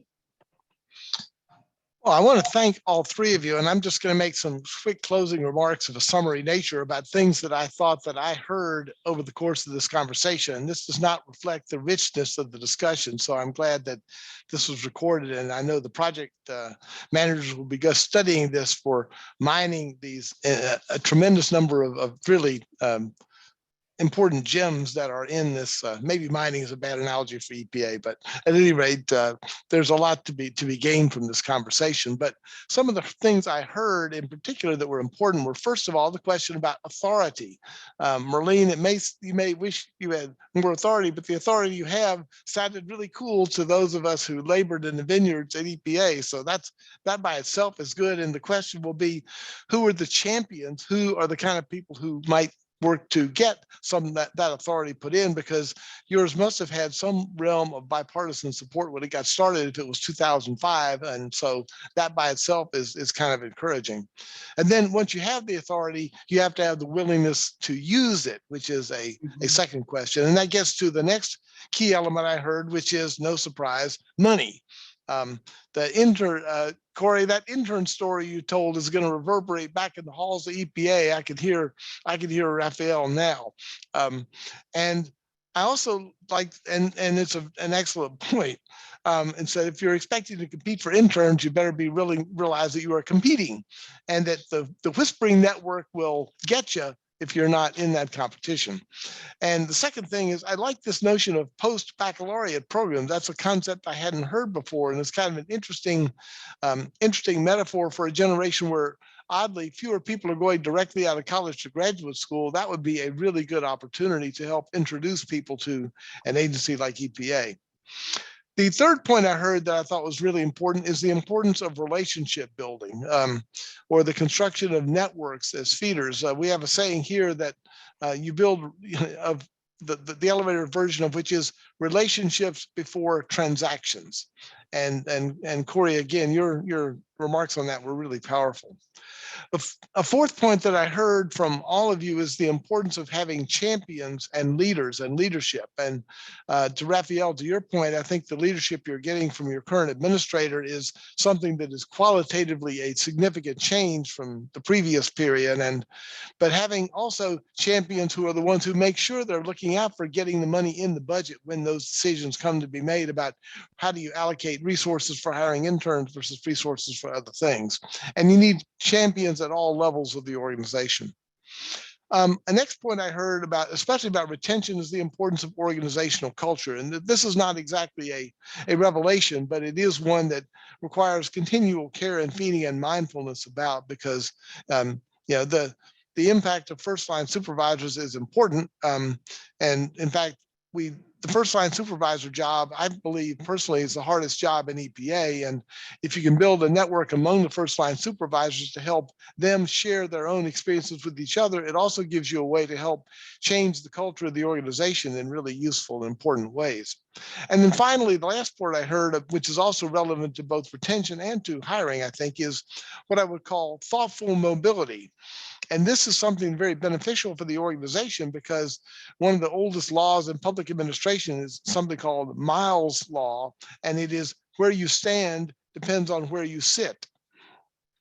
And when you expose people to having to look at the world from a variety of different perspectives, for example, in the EPA world, the perspectives between regions and headquarters, that's a really powerful insight, and it stays with people throughout their entire careers and opens them up to other opportunities that they might not have otherwise existed, both because they see a part of the agency they had no idea existed, and because other people see them and what they can do and how they can be helpful and how it can advance their own careers as well. So those are kind of 6 summary points I would sum it up. And any last observations or thoughts from Corey, Raphael, or Marlene? No, Stan, I think you captured it well. Thank you. And thanks to all 3 of you for a wonderful panel and for taking the time to be with us this afternoon. So, John, I think I'm ready to turn this back over to you, but thanks again to the members of the panel and for all of the people who have been with us this afternoon. Okay, thank you. My name is John Reeder. I'm with the Center for Environmental Policy at American University. Thank you all so much for joining. Stan, thank you for a great job moderating. Thank you to a great panel. And thank you to the audience for participating. As Stan mentioned, this conversation will be very valuable to us with the project. And so though we pitch these events as something for the audience, we really are selfishly, as Stan said, mining this information for our own ends to improve the project. So the conversation was extremely helpful and in some ways validating some of the things that we started to find in our project, which I will cover in a moment. I wanted to first touch on how we got into this project in the first place. Stan, you did a nice job explaining why diversity in the workforce is important. We started thinking about this some time ago when we held a conference on the future of environmental protection in April 2019. And part of what we came away from with that conference and that whole project, and it was a project with the EPA Alumni Association, was that the nature of EPA's work is changing. It's not just EPA telling people what to do in a regulatory program and partnering with the states. It's much broader now. There are many more players. We're partnering with industry. We're working in communities. And the future of environmental protection is going to be a lot about collaboration, partnerships, and ultimately about leadership and credibility. And so what we came out of in that project, which we concluded with a report in January 2020, it sounds dated now, that seems like a long time ago, but we concluded that EPA's future role is much more about leadership.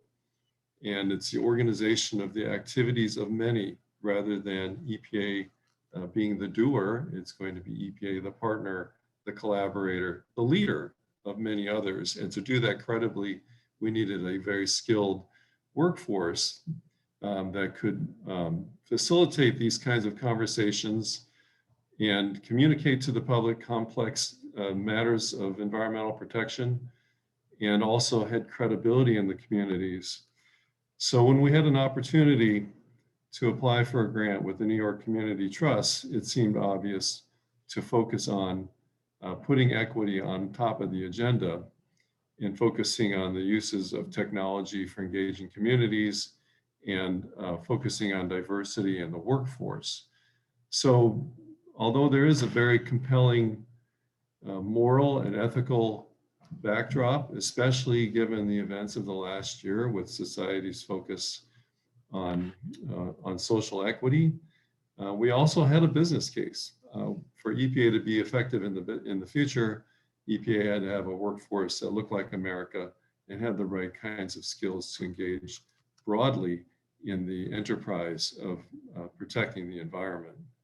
So with that, we got into this project with our partners, and I wanted to share with you really for a few moments what we've learned so far, how we framed the project and what we've learned so far. And then I'd like to turn it back over actually to the audience. We'd like to hear some questions. And by the way, at any point in this presentation, you should see a button for Q&A, and we encourage you to send those in. We're monitoring the Q's and A's, and we hope to answer the questions either for the panelists or for me or for Stan or for Dan Fiorino. You can ask a general question, or you can direct your questions to a particular individual. So go ahead and use the question button. I'm going to go ahead and share my screen and pop up a couple of slides real quick. First of all, we had to think of a charge for our project, and I'll give you 2 seconds to read that. Of course, charges are, usually a one-sentence statement, and you spend a lot of time on them because you really you need to point your project in the right direction and scale it appropriately. So this is what we came up with for a charge, and ultimately we do want to recommend strategies, and we would like our strategies and our recommendations to be practical. In fact, the latter part of this project emphasizes how to socialize or how to reach leaders, people in decision-making roles. So we're hoping to have practical recommendations, and we're hoping to have recommendations that look beyond the immediacy. It's easy to think of the future as what are our needs now, but if you have to really think a little bit more about, well, what are the needs of the agency in the future? And for that, we're looking back to the work that we did leading to the conference in 2019 and working with the EPA alumni to think about what are the future skills of the workforce, what are the future challenges in environmental protection. So here's how we framed up those skills for the future. First, we feel the workforce should reflect the diversity of the American people. And as Stan mentioned, that's great, but it's not enough. It's necessary, but not sufficient, to use words that are famously ringing in my ears that I've heard Dr. Myberg use many times before. We need skills to evaluate and apply technologies that lead to better environmental protection, especially in promoting fairness and equity. Part of that is empowering communities using new technologies such as sensors that can be used at the community level, something that you might call community science. We need a workforce capable of engaging diverse communities at all levels of government and geographic scales. We need a capacity to work across disciplines. This last one was really a major feature in our work with the Alumni Association on the future of environmental protection. The workforce of the future really has to have an ability to move between social sciences and the hard sciences, and the ability to communicate complex scientific issues to decision makers and to the public. So we think of that as the ability to work across disciplines. With that backdrop, we looked into 4 areas of inquiry, I call it. One is environmental competency and experiential learning. Think K through 12, younger people. How do we start working more effectively in schools? How do we start raising environmental literacy generally among the public? Most people would say it starts with education. The second one, moving across to the right, is creating and improving workforce pathways. So you can see this moving chronologically from younger people to those of college age and perhaps graduate level, and finding ways in which agencies can tap into HBCUs and MSIs and other colleges and universities to create a pathway to the federal workforce from colleges and universities. Finally, in the bottom, not finally, but third in the bottom left box, you see reforming and improving recruitment and hiring practices.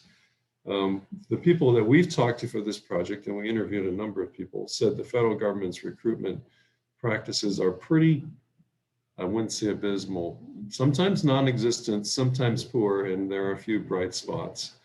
Often the recruiters that go to job fairs and visit universities don't really know the positions. When Raphael talked about the visits to Puerto Rico by EPA, I had sort of a moment of, aha, that's how it could work. That's how it has worked. And that's the way it needs to work in the future, where you actually have the hiring managers attending these sort of events, actually making contacts with students, actually knowing specifically what positions are available to hire into. All of those things are lacking pretty much across the federal government in their recruitment practices. Hiring has a number of other additional challenges, including a very complex process at OPM, extreme delays. It goes to something that Corey mentioned.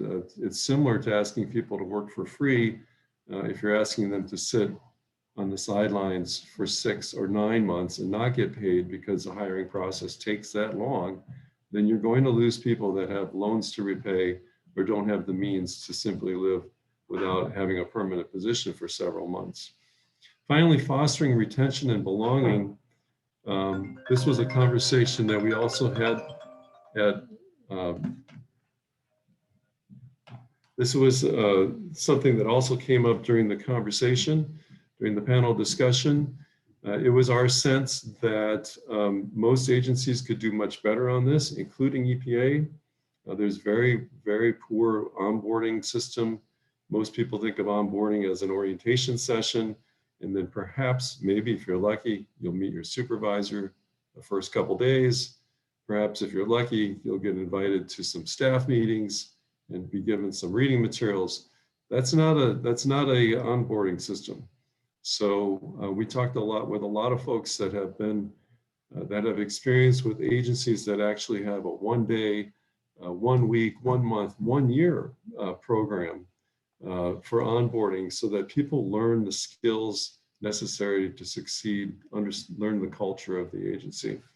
So I'm going to talk a little bit more about what some of the takeaways were on the next slide here. Those were our areas of inquiry. Here's what we've sort of learned so far. And we would like to have comments on this and expansions on this, or questions. We'd take questions on this as well. But some of the preliminary takeaways are that environmental education is inadequate in America. There aren't that many opportunities for experiential learning. There aren't that many role models for younger people. And the federal support from the National Environmental Education Act is, quite frankly, not up to the task. That's a program that's funded somewhere around $10 million annually, often zeroed out by administrations of both parties and proposed president's budgets. And so it's something that really, it's not up to the task, something that I think we'll end up recommending as reauthorized at a much more strategic and higher level of funding. Government connections to MSIs and HBCUs is limited. These relationships are crucial for pathways to government employment. Recruitment is ad hoc and non-strategic. Third, agencies lack strategic foresight in hiring. This is a really interesting dynamic here. If agencies don't have an adequate strategic workforce planning system, OPM will not approve some of the more creative hiring authorities. The Office of Personnel Management first says, do a good job in workforce planning, then you can have flexibilities for direct hire and other forms of flexible hiring. So most agencies either do a pro forma workforce planning, or they don't do it at all. The Partnership for Public Service says it's virtually non-existent in government, and hence the ability to use some of these hiring flexibilities under current laws is substantially inhibited. Agencies often use a vacancy replacement system. It's still the norm. A job comes up somewhere, a hiring manager has funding, they look to fill that job. That is not a strategic workforce planning outcome. That's a vacancy replacement result. Transferable knowledge in the application process is often underrated. Applicants may not have, a lot of vacancy announcements are written as if you should already be in the job or a similar job in government, and you should understand government speak. The process through OPM, the USA Jobs today, USA Jobs, often the language in the announcements does not seem to welcome knowledge that may be, or skills that may have been learned in the non-governmental sector or the the NGO sector. So there seems to be, and often is, sort of an underweighting or underrating of transferable knowledge. There are also a lot of process barriers, one of which I already mentioned, which is the time to hire, but also the accessibility. The language that is used is often a barrier to people applying in the first place. It's very discouraging to read a job announcement that's full of a lot of jargon. Even though someone may have the skills and the knowledge and the ability, they may simply be discouraged by some of these process barriers. Finally, the culture of belonging. This is something that needs intentional focus. Welcoming and orientation is often abysmal in the federal government. I know it's very limited, at least when I was at EPA, which is a few years ago. The focus should be on providing tools for navigating the agency. Raphael talked about rotations, giving people, sort of mandated rotations to different parts of the agency to gain experience, to gain knowledge of the organization. And ultimately, the words we were hearing from some of the experts is you need to teach people self-sufficiency. They need to understand the culture, the norms, what it takes to move ahead in the organization so that they are self-sufficient in guiding their own careers. Finally, there's a need for senior level investment and role models. That's probably fairly obvious. Sometimes it takes a while to develop a diverse senior core. A lot of young people will look to that senior core to see whether the organization values diversity. So obviously how you hire and promote and the career development is critical to creating a culture of belonging in which your new hires will be interested in staying and feel motivated to advance in their careers. So with that, those are some of our preliminary takeaways. I'm going to click this off, and we welcome your feedback. Stan, we welcome the feedback of the panel or from the audience, however it rolls out here. Well, John, there have been a couple of questions in the Q&A slot, and happily, some of our panel members have been giving really useful responses, so I would invite them to do it. But one question was about non-USA citizens who wish to volunteer. Is there an opportunity for volunteerism? And Marlene and Corey, you both spoke to that. I don't know if you want to add anything to that from your own experience. Not really. It's just some folks have put some links out there. I've had undocumented or international students, but it's always tough with getting federal agency or state dollars backing those sorts of things. But there are some options out there for those students. Yeah, my sense is that has been especially difficult in recent years because of the national controversy around undocumented or even people with J-1 visas. So hopefully there's a larger culture, a larger societal debate on that that's going on. That too is an excellent question, though. Then there was another question about the other end of the spectrum, which was about hiring retirees. And Marlene, you mentioned a Forest Service authority that exists, and I wonder if you'd want to say a little more about that. I don't have, it's in the Farm Bill, which is a USDA specific bill. There's an authority for the Forest Service to, and not just the Forest Service, some other USDA agencies as well, to hire retirees through partner organizations and agreements. And currently in the Forest Service, I believe there are about 300 who are working with the Forest Service on that. Forest Service, USDA is really effective at dropping in language into various bills and such to give them access to certain activities. I probably shouldn't say that, but just thought I'd mention. Well, I will note that the father of the current administrator was hired as a retiree by the Extension Service. So there's a nice touch there. But also I would note the EPA has had for many years something called the Senior Environmental Employees Program, which has also been very effective in bringing in retired persons who wanted to work in EPA. And the hiring, and the model is there is similar to your model with partner organizations. We have competed, and Raphael, you can probably talk to that a lot more effectively than I can. Yeah, you took my thunder away, but it's the CMROLE program. It's pursuant to statutory authority standard. We do partner with grantee organizations to bring in retirees that have tons of different disciplines. So we've hired lawyers, scientists, engineers, accountants. We've hired a number of folks who have retired and brought them back into the federal service. But one of the drawbacks is that the salaries for those retirees stand is a little lower than what they may have been accustomed to. No, that's exactly right. But it has been a very useful tool, and Yeah. and then, you know, one of the things I maybe should have touched on in my summary was this creative, and I guess it falls under the general category of relationships, is the creative use of partner organizations, because in doing that, partner organizations can do things that you can't. And that can be very helpful. And so, Marlene, I'm really glad you pointed that out in your model, that it relied on that, because that was also true for the senior environmental employees. That was a lot more flexible than regular hires. Let's see, I think there were a couple other questions that have just come up.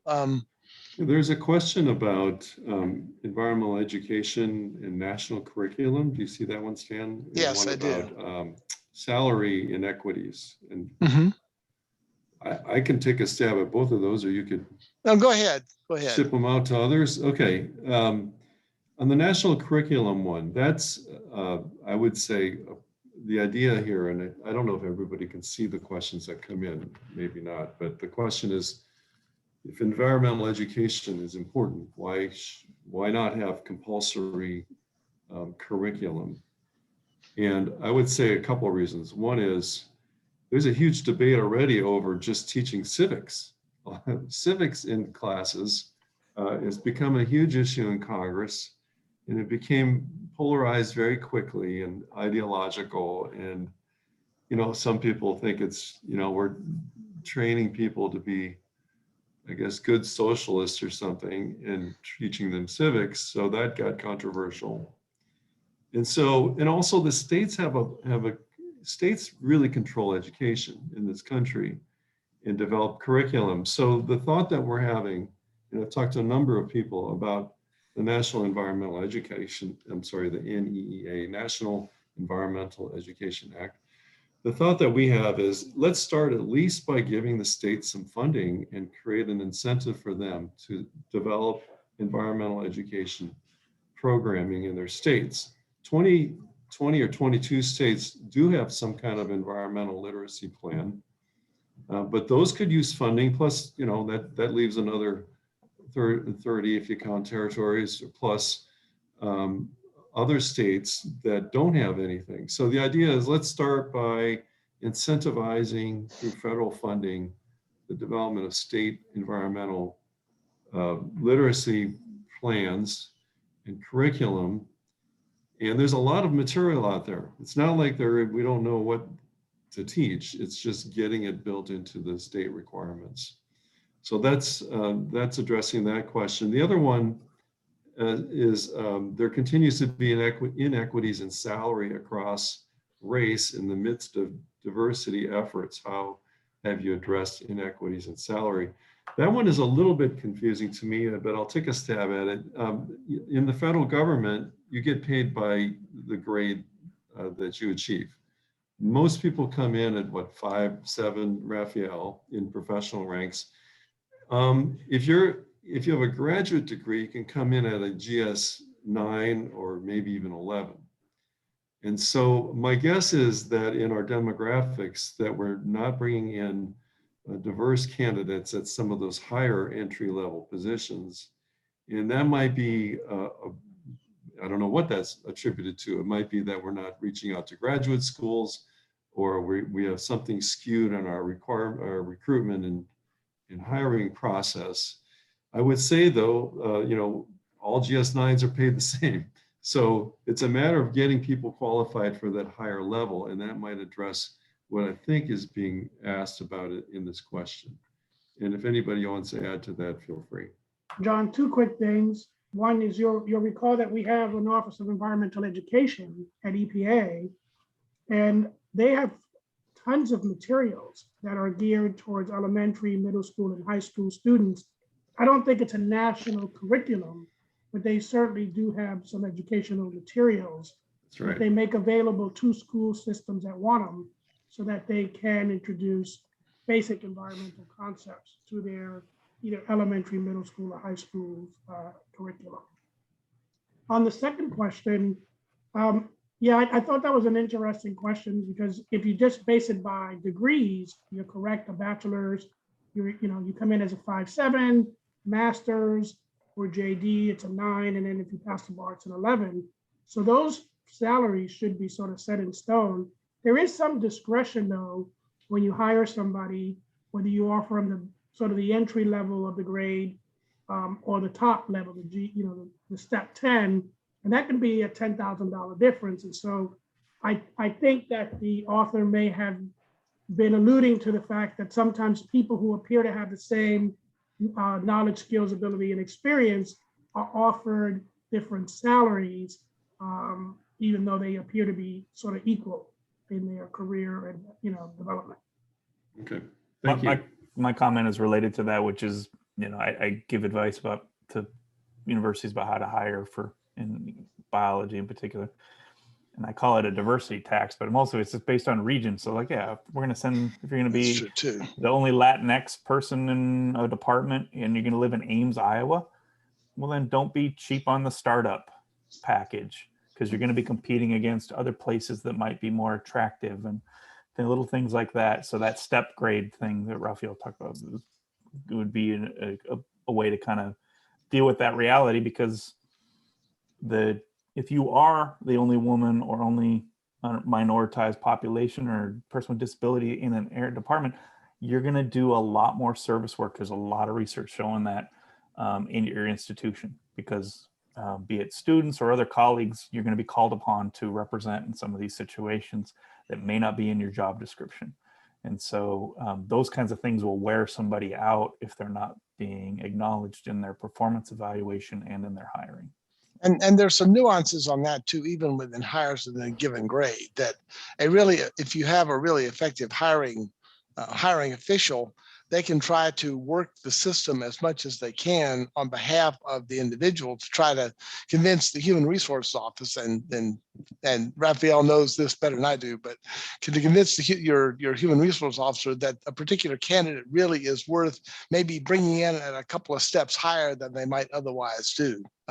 You're usually pretty locked in with respect to grade, but you have some flexibility on steps within that you can do, and also to make sure people move through the steps in relatively expeditious fashion to be able to get into the higher steps.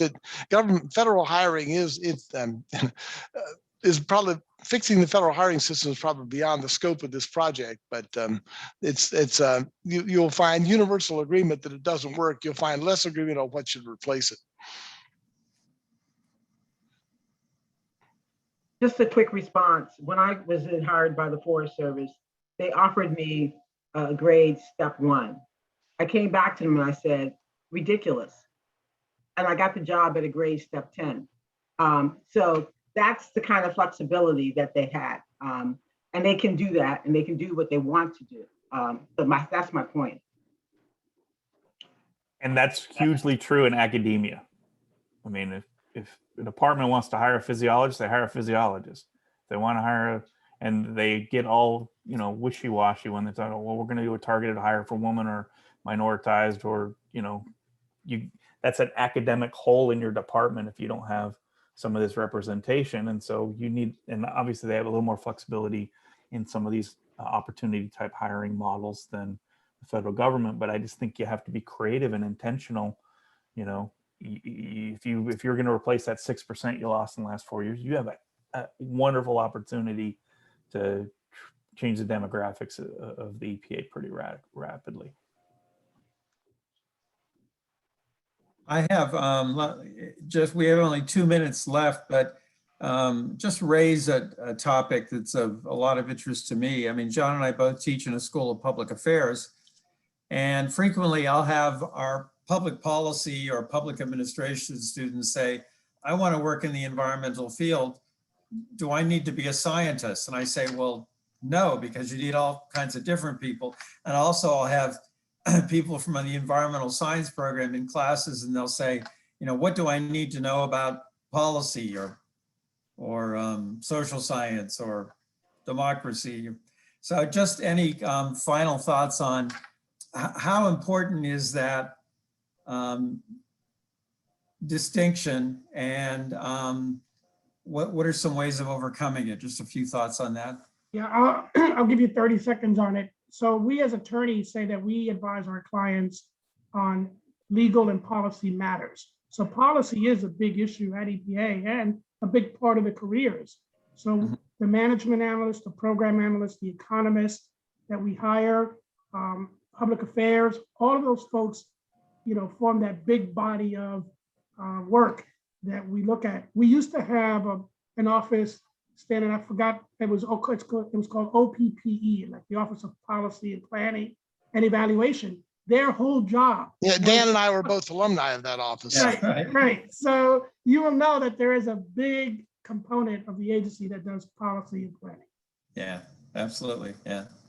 And Dan, I would also say, by all means, don't overlook the fact the folks who provide mission support. This is one of the difficult cultural aspects of EPA, is that the lawyers and the scientists and sort of tended to get some of the heroic sort of recognition in EPA, but the people who made sure that grants were available, they were being monitored, the contracts got negotiated out, and hired people to make sure we had space and maintain the information systems, were every bit as important as the lawyers and the engineers and the scientists who tended to get higher visibility. And that was as Raphael will recall, that was a big kick of mine when I was at EPA. Okay, well, our time is up. This has been a terrific discussion. Thanks to John Reeder, Stan Myberg, Marlene Mazick, Corey Welch, and Raphael De Leon for joining us for this program. Thanks to all of you in our audience and to the School of Public Affairs event staff and Danielle Miller-Wagner, my colleague who does the organizing for these various activities. So let me just close by telling you about two upcoming events that will be of interest. One is on June 16th from 2 to 3:15 in the afternoon. We will have our 2021 William K. Riley Awards for Environmental Leadership program. We established this program in honor of former EPA Administrator Bill Riley. Our two award winners this year are Peggy Shepard of We Act for Environmental Justice in New York. And so she will be speaking as part of that program. And then we're doing something a little different. And the other awardee is EPA career staff. And we have EPA Administrator Michael Regan, who's going to be joining us for some remarks as part of that to accept on behalf of the EPA staff. So I think that'll be a really interesting event. And then on June 22nd in the afternoon, 3 to 4 p.m., as part of a series we are doing with the American Lung Association, we have a program on prioritizing frontline communities in infrastructure investments. So we'll get some perspectives on air pollution and climate issues that really affect vulnerable communities and some of the solutions as they relate to infrastructure investment and planning. So thanks again for everybody, and we hope to see you at future events. Good afternoon.